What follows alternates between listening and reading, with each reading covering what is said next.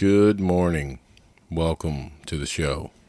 Today, we're going to talk about ghosts, paranormal, shadow people, the whole 9 yards, as they say. Yeah, the whole Green Mile. Oof. Walking a mile, walking Yeah. a mile, walking the green Walking mile. from this life to the next. And then back again, because they're still around, apparently. There and back again. A ghost story. Oh, that's good, yeah. Or, is that even possible?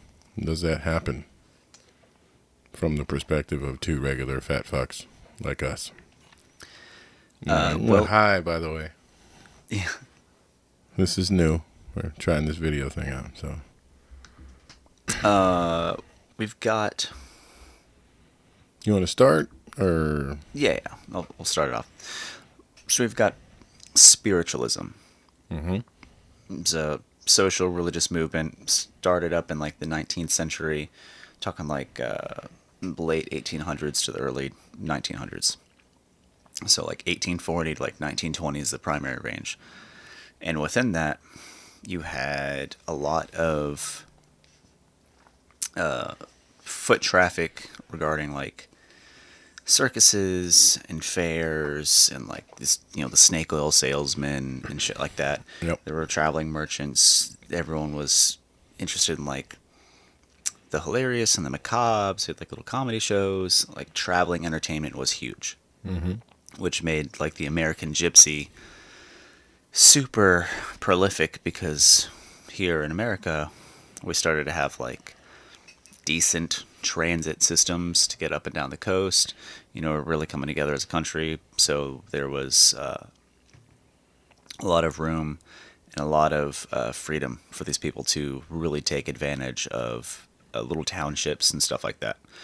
And especially following this Civil War, you had a lot of people who had a lot of angst and anxiety and regret and everything associated with literally brothers fighting, killing each other in the yard.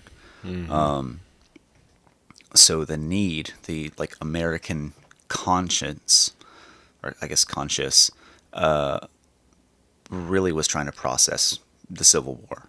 Mm-hmm. And here comes these peoples, these charlatans that say, "Oh hey, oh yeah, you can speak with Bob. I got Bob right here. He's just through this magical box and 14 cents away."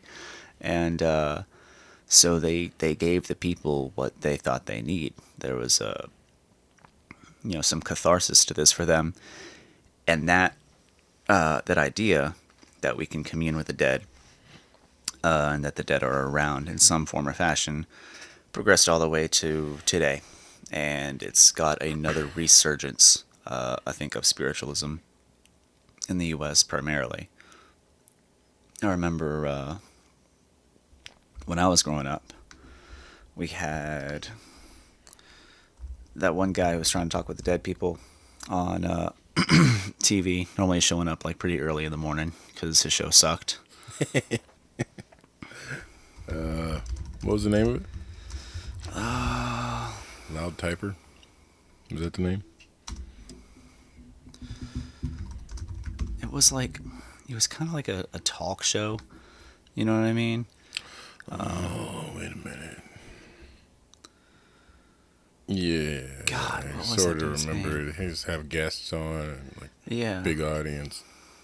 John Edward, right? Yeah. I remember. Yeah. What was it called? Crossing Over. Yep. Yeah. I remember that John show. Edward's Crossing Over show. It was gay, and I never watched it. Fucking terrible. So, one of the concepts that they take most advantage of in this like charading around as mediums, people who can commune with the dead, is they'll put plants in the studio. Yeah, so they put plants in the audience, right? And they're just actors, right? Everything they I say. was gonna say as plants is- we mean like acting people, not like house plants. Yeah, not like a coniferous plant out in the audience. Feed me, Shimo. Yeah, could I get a ficus? Yes, the ficus in the third row. Please stand up. So they act out, and I mean it's a TV show for his part. Everything could be staged anyways. The entire audience is plants, you know. Yep. But when you go to real life, unedited interactions, they'll have plants in the show to breed up like confidence in what's being sold, and then they started to like communicate with either little like walkies, or you'd have someone else.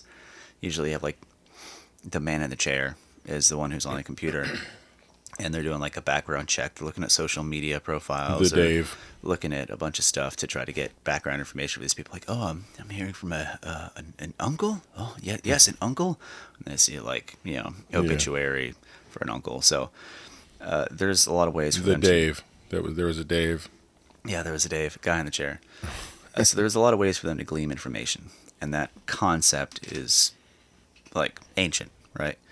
And Yeah, I think like even crystal ball gypsies were like start naming stuff off and like look for, like look for yeah, facial feature changes and stuff. Because if you're like, fuck, yeah, they're like, no, it's something else.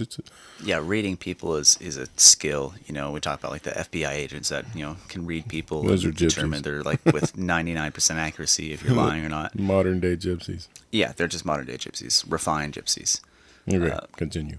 So the long story short, the market for selling the believability in the existence of ghosts has been huge. All right, people have always been trying to say that they have this power to commune with, or see, or interact with the dead, and they utilize that. They leverage that over other people for financial gain, or power, or spiritual sway. Just imagine like the lengths you would go to talk to your young daughter who died from a fever, weeks ago, but then the shaman of the tribe, or just the priest, whatever, says that she's calling back from the grave to, console you. And You remember Altered Beast video game? yeah, Rise from your grave. Anyway, yeah.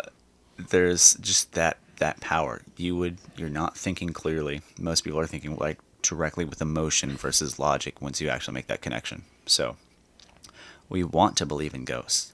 Yeah. It's been proven. It's been sold to us.